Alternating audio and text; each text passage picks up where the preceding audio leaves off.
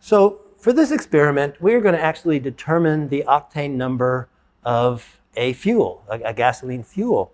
We're going to be using what's called the research method. I might note right at the beginning that typically we would run this test without actually knowing what the octane number of the fuel is. But I will note that for this particular test, we're just going to be using regular unleaded, and I know that the octane number should be somewhere around 86, 87, depending upon the brand that we buy. But I wanted to note that when you buy fuel at the gasoline pump, you are buying it with a certain octane number based on the average of two methods. One's the research, one's the motor method. So when you look at that little yellow sticker on the side of the pump, it says R plus M divided by 2. That's just the average between the research and the motor method.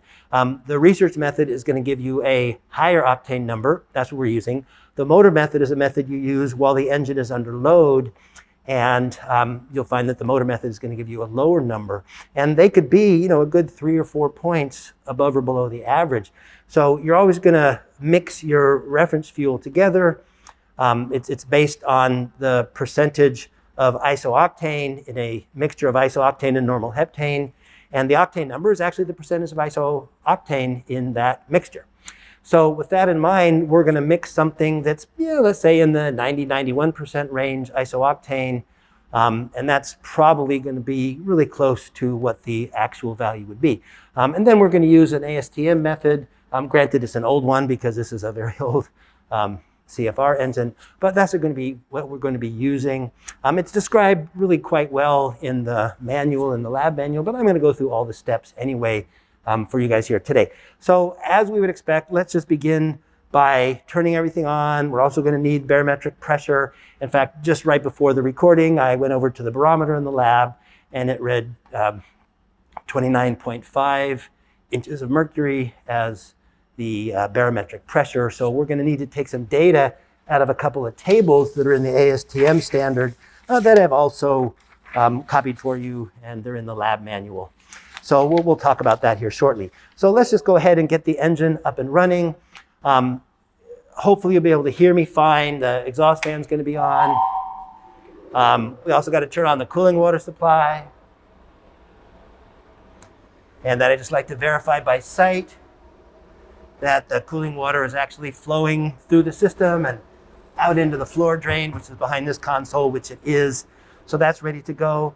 I also want to make sure that I have appropriately set the cylinder head position, right? We need this at 0.6 on the micrometer, which is going to correspond to our 6:1 compression ratio and displacement volume of 37.5 cubic inches. So that's already been verified. I've done that. I've already put some fuel in tank number 2, and I'm actually going to use tank number 2 as my warm-up fuel as well as the test fuel. The octane-heptane mixture is what we call the calibration fuel, and I'll be putting that in tank number 1, although we found earlier this morning that tank 1 has a little leak in it, so I'm not going to put it in right yet. I'll just do it right before we're ready to start that part of the test.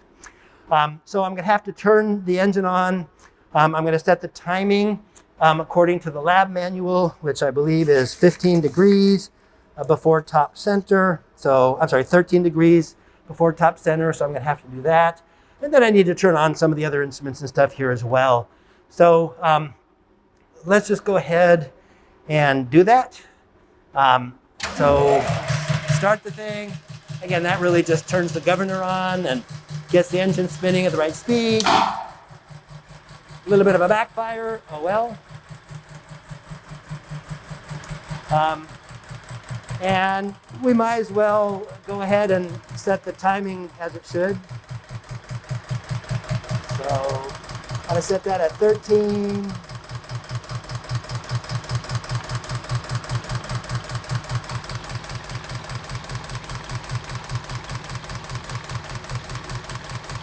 There we go.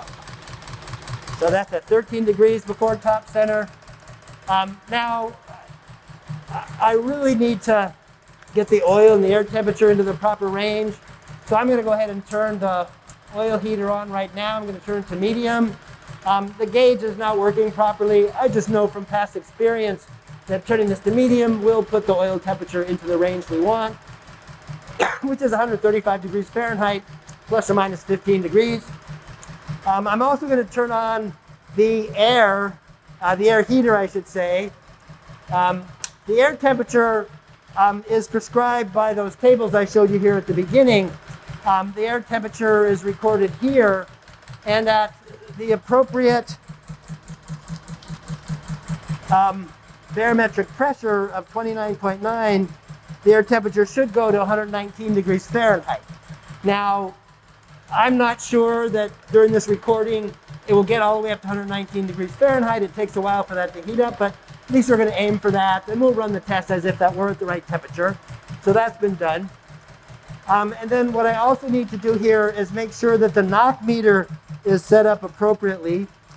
So the first thing I want to do now is turn the thing on and make sure it's zeroed properly, and then adjust it. So here's the knock meter. It's also called the detonation meter. This is really what's connected to the knock meter on the engine. In fact, maybe we should just take a quick look over here. This is the knock meter. It's a one-cylinder, four-stroke engine. This is the knock meter. It's in the one and only port on this engine. So it's really the knock intensity that's being measured by the knock meter. All right, so I'm going to turn the power on to the knock meter.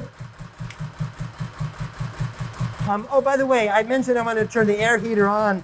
The air heater is adjustable, and typically I just turn it on to the very first graduation above zero, which is only 1/4 of an amp. That's all you're going to need to heat it up appropriately. So I'm sorry I missed that a minute ago.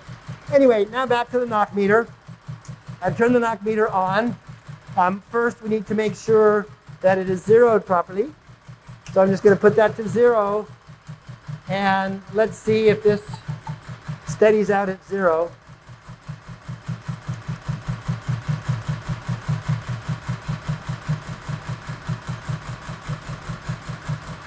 So it's just above 0 by a tiny, tiny bit. So what I'll do is just take this cap off right here next to the meter, and there's just a little slot right there. You can use a screwdriver or your fingernail. It's very sensitive. So I'm just going to adjust it down just a touch until we're at 0. So that looks good. And then we just put the cap back on so it doesn't get bumped later.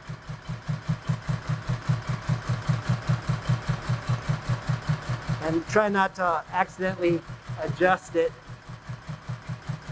All right, so the cap's back on, and then we'll just put it back to operate. All right.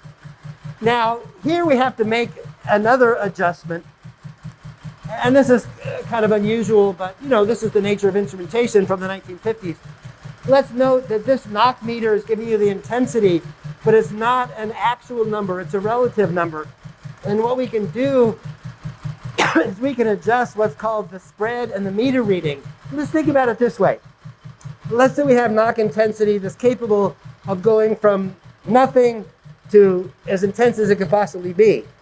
Our knocking is going to be somewhere in between. So what we need to do is we need to adjust the knock meter using the meter reading and spread so that we're right in the area of the knock intensity that we expect to find. So what happens is that the meter reading is going to put it into that right range, and then the spread is going to increase or decrease the width of that particular range. Now, I just know from past experience that if we put the spread here at 4 on the gross or the outer scale and 2 on the inner or the fine scale, then that's typically what we need for the spread. And for the meter reading, typically it's going to be about 8 on the outer, the gross scale, and about 4 on the fine, the inner scale. So these have been set to the point where we would expect them to be. Now you may be wondering, well, why aren't we recording any knocking right now? Well, we've just got warm-up fuel in. We haven't made any adjustments to the cylinder head position. The combustion is taking place just like it should. There is no knocking right now. So it's reading 0, and that's exactly what we would expect. Okay? So as we let the engine warm up just a little bit more, the next thing that I would like to do is mix together our calibration fuel which is again our mixture of isooctane and normal heptane. So if we just go over here, I've actually already mixed these together. We have our octane and heptane. Remember again, I want somewhere in the 90–91% range, something like that. So I've just mixed it. It doesn't have to be exact, but you can see we've got 365 milliliters of the isooctane and 43 milliliters of the normal heptane. And then what we're going to do is we're going to simply mix them together and swirl them around, and that'll give us a nice calibration fuel. So mix them together.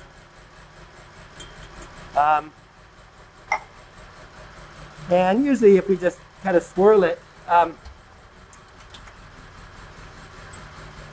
yeah, I don't know, there should be a little glass stirring rod, but it's missing, so I'll just mix the old-fashioned way. I will just kind of go like this for a while to get it all mixed together. Anyway, once the two are appropriately mixed together, and you can just kind of continue this for 20 or 30 seconds, and then that should be just fine for getting everything appropriately mixed. Then we're going to be able to go ahead and put it in the engine.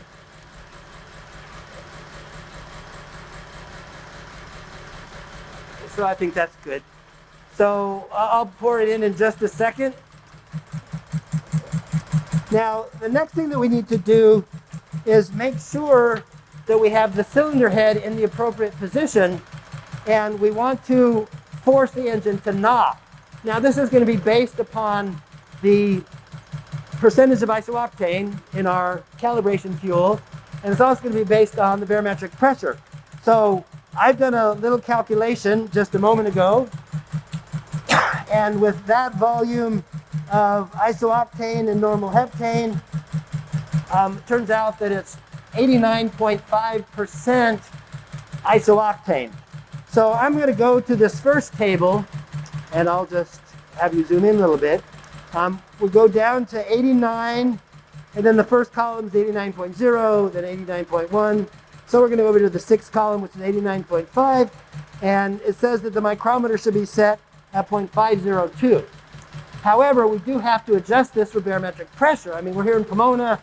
Our elevation is what, 700–800 feet above sea level. As such, because of our lower atmospheric pressure, we are going to have to make an adjustment to the micrometer. So here we use the second table, 29.0, 0.1, 0.2. Anyway, we go to 29.5, and the adjustment says, it says micrometer correction on it, 0.008. So we actually have to subtract 0.008 from 0.502, so that gives us 0.494. And we're going to have to set the micrometer at 0.494. Okay, so that's going to give us, more compression, and that should induce the engine to knock. So hopefully, as I make the adjustment, you'll just kind of listen for it, and you'll hopefully hear the knocking sound. So first we unlock it. And now we adjust it downwards. You might be able to begin to hear it a little bit more. Get a little more of that clanking sound. That's what we want to hear. So we're down to 0.5, and now 0.494. Okay, so you can come in close, and perhaps you can see that it's pretty exact, right in 0.494. I might be off by a fraction. Maybe I'll see if I can get it a little more accurate.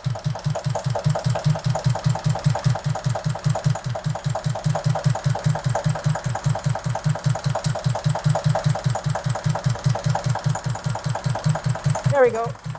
So it's at 0.494, and we're definitely hearing a little more of the knocking. All right? So, I'm pretty sure we adjusted the timing before. Should be at 13, which it still is, so it never hurts to verify. And now we can actually go to the knock meter, and you can see that, yes, indeed, it is measuring knocking. Okay. Now, what's important to do at this point is to try to get the meter, somewhere in the middle of the scale, which it seems to be right now. Sometimes our adjustments aren't quite right. So I'm actually going to just adjust the fine a little bit and see if I can get this closer to about 0.5, 0.55, somewhere in the middle of the scale. Now let me note that there's a dampening function on the knock meter. We just call it a time constant. You might see that the knock meter is jumping all over the place, which is what we would expect because each combustion event is just a little bit different, right? So the amount of knockings will be a little bit different. So what this does is essentially averages it out. So I'll often turn this to 3 or to 4, and that then takes the electronic average, if you will, and then you'll see the meter steadies out quite a bit more. So now I'm going to actually turn the inner dial up a little bit just to see if I can get it closer to the middle of the scale. And if you're impatient and you don't want to wait for it to go up slowly, just dial that back to 1. Let it move into the right range. Maybe it's a little high. And then dial it back up to 3 or 4, to give it that good average value that you're going to want. Okay? So we're pretty much ready now to load in the calibration fuel and start the next portion of the test. Now, I might note that ideally we want to wait until we're at the right temperature, that is the right air temperature. Make sure the lube oil temperature is right. Well, again, the lube oil meter is not working, and the air temperature, it's at about 105 degrees right now. So normally we would wait a little bit, let it run for another 15 minutes, something like that, until we, really get ourselves right up to the appropriate temperature. So let's assume that we've done that. And now what I want to do is pour in the calibration fuel. Now the calibration fuel is going to go into tank 1. I want to make sure that I've closed the drain valve on tank 1. It was open before because I had just poured some gasoline into it. So make sure that's closed. And now we're going to pour in the calibration fuel.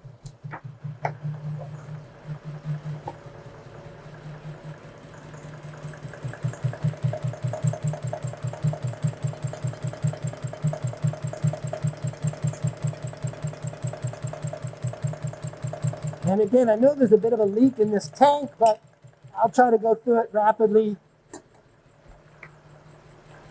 so that we don't have any issues. Okay. Now, at this point, we're going to have to rotate that little knob, the one that's right below the tanks, and make sure we have the appropriate tank reading from the calibration fuel. So it's in tank number 1, right? So let's just rotate this to number 1. There we go. And now we're starting to draw in the calibration fuel. And now at this point, the next step is that we're going to try to maximize the knocking that's being produced. Now, we've got the cylinder head set properly, but what we need to do now is make an adjustment to the fuel to air ratio to make sure that our knocking is maximized. Now, I always tell students, start with this on about 1.2, which is where it is right now. By the way, if it's not obvious, it reads from 0 at the top downwards. So we're almost exactly 2 graduations below 1, which is 1.2. And note that it's gasoline, so we're reading it at the bottom of the meniscus, just like you would for pretty much any fluid except mercury, perhaps. So now let's try to maximize the knocking. Now, I might note that now that we put on calibration fuel, we're starting to run out of the range.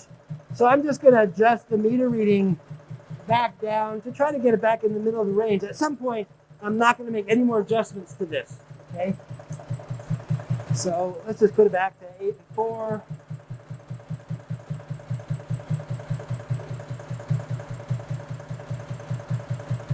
All right, so that's pretty close to where I want it. Somewhere again in the 50, 55 range. And let me put the dampener back on. All right, so now what I want to do is maximize the knocking. Now, what I've found in the past is that students will often not really think about it. They'll say, okay, it's at 50. I'm just going to adjust the fuel to air ratio by moving this knob. And they turn it a couple turns and they wait. They see if it goes up or down. And it goes up. maybe they turn a little more, but they don't really know what fuel-to-air ratio they started with. So I would always recommend, look where you are. You're at 1.2, and at 1.2, it's giving me a knock. And again, I'm going to turn the dampener up to 4. At 1.2, the knock meter is pretty steady right at about 49. 49. So I'm going to move this now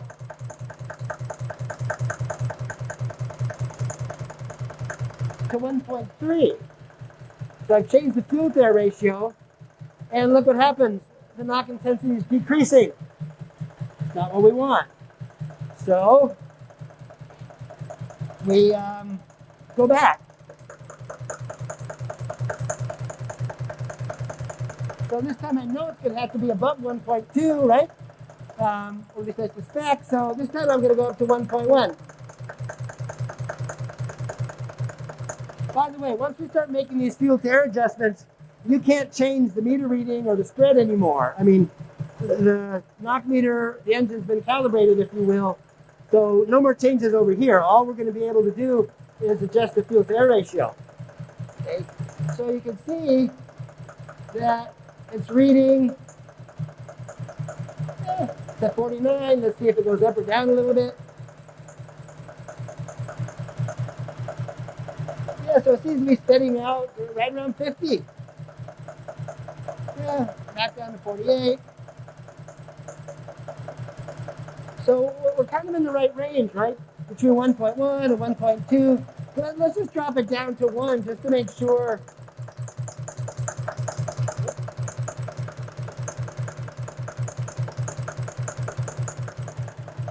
Yeah, so you can see the same thing is happening. I've dropped that to 1.1, and now again, the knock meter intensity is actually dropping a little bit below 49 again. That's where we started. Or at least we're in pretty much the same range. So all I can really say is that we're somewhere in that range between 1 and 1.2. I guess 1.1 is probably about as good as we're going to get. So I'm just going to adjust it back to 1.1. You know, just to make sure, why did I put it at 1.15?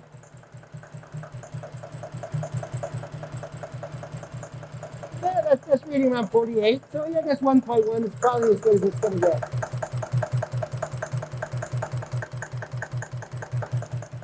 All right, so we've made our adjustment. Now, in the lab manual, it says at this point, you can actually adjust the meter reading again until this gets back to 50 to 55, somewhere in that range.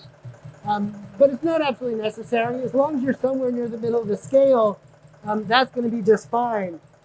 Now, actually, it looks like I must have overshot it a little bit, but the knock meter is dropping again, so maybe it really was closer to 1.2. So, of course, you're going to go really slowly when you're doing the experiment yourself.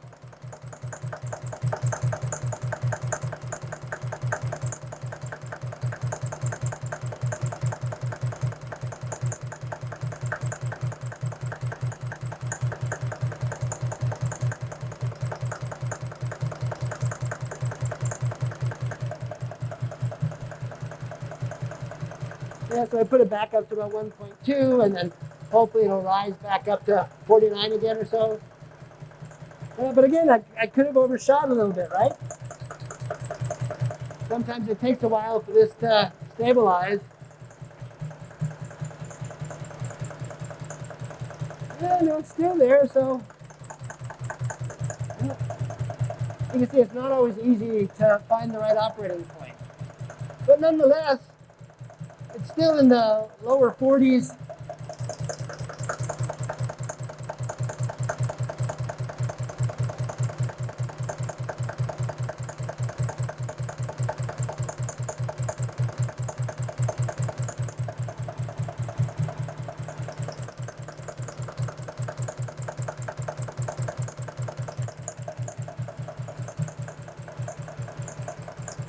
So nonetheless, at some point, we're going to make our adjustment, and we're going to make sure that the knock intensity has been maximized by adjusting the fuel-to-air ratio. Okay. So once this is done, then what we want to do is make sure we record this number. So not quite right yet. I mean, sometimes it takes a good 5 or 10 minutes to get things nice and stable.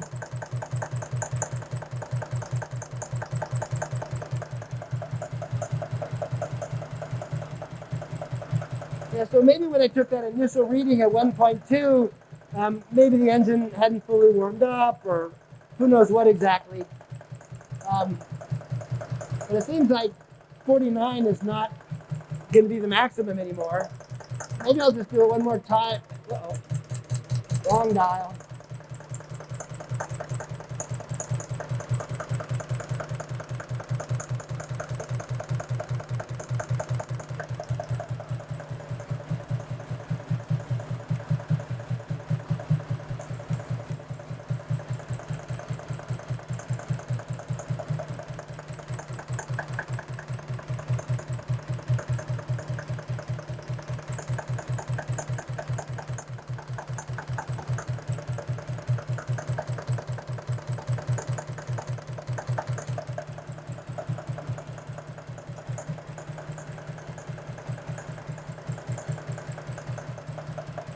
It's also possible that, because the air temperature is continually changing, I mean, now it's warming up more. It's now at about 114 degrees.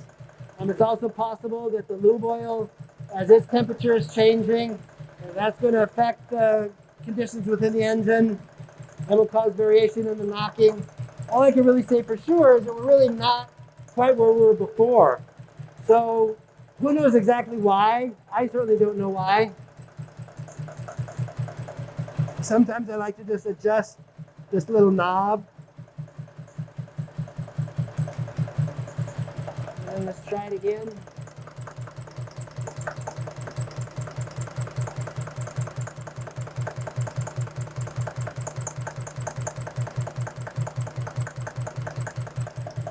Perhaps the issue was that I thought I had this at 1.2, but it was actually just a touch below 1.3.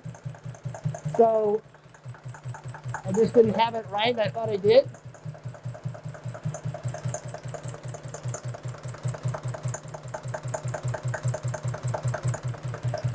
Well, let's just say for the sake of argument that we found the maximum knock intensity.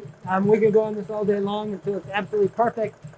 So right now, the gauge is at about 1.1, which is about where we thought it would be. The knock intensity is at 45. So now we say the engine is calibrated. And we have to make sure we recognize what that number is. Actually, it's still rising a little. It's about 46. So let's write down 46.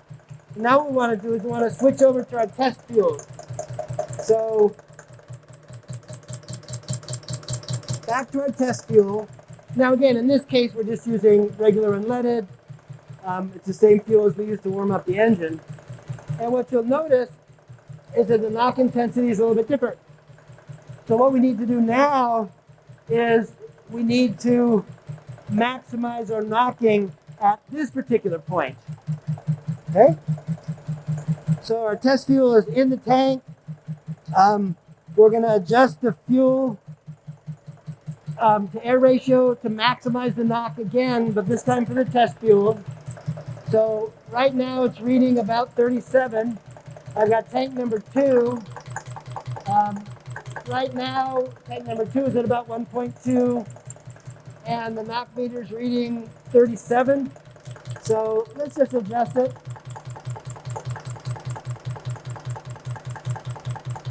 I've moved it to 1.3.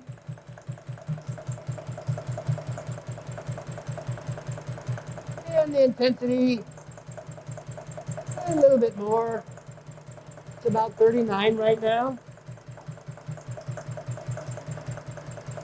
Let's see what happens if I go a little bit further.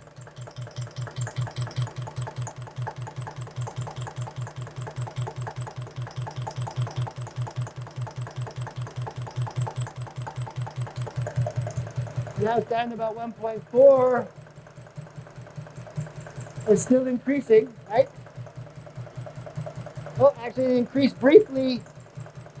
And now it's dropped down a little. So we're probably somewhere between 1.3, 1.4. Again, we're trying to maximize.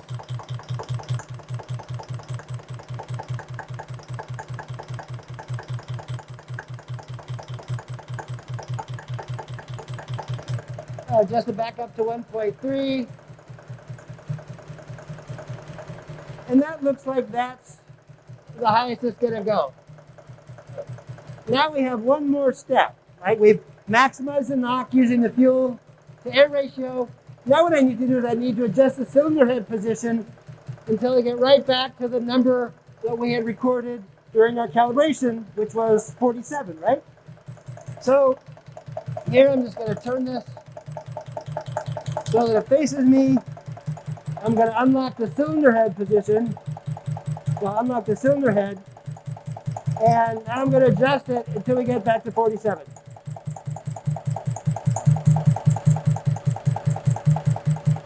So just going to move this up slowly.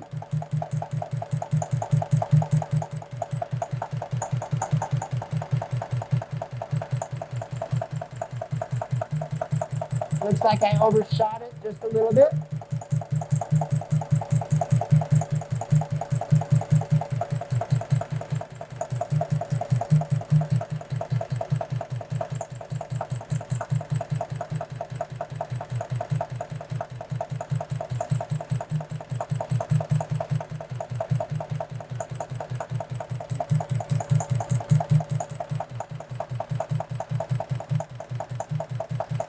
So usually you're not going to have to adjust it very far. Remember, it was at about, what, 0.494 when we did our test run, when we did our calibration fuel.